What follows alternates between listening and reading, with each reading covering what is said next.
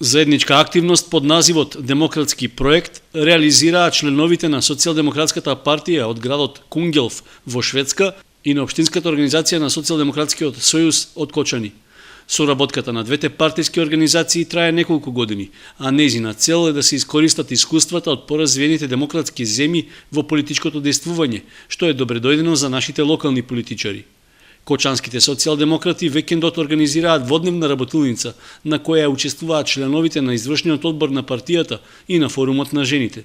Црпевме искуства како од состојбите кај нив, поаѓајќи од фактот дека и тие се опозициона партија во Шведска и каква е состојбата кај нас. Преку диалог и разговори дојдовме до некои заеднички заклучоци како партиите да действуваат натаму кај нив, меѓутоа повеќе за нашите активности во иднина, се со цел за подобрување на резултатите на нашата партија. Членовите на СДСМ од Кочани се задоволни како досега се одвива соработката и оценуваат дека таа се покажала како корисна. На наше огромно задоволство таа соработка продолжи затоа што многу работи што ги споделуваме тука, можеме да ги користиме за во иднина да можеме да ги подобриме работите во тоа како да направиме нов концепт за работа, како да ги планираме идните активности. А сега кога ќе бидам искрена, голем дел од работите ги користат и тие, тоа што значи и наше искуство. На работилницата посебно внимание им беше дадено на прашањата на родовата еднаквост, односно заштитата од дискриминација меѓу половите.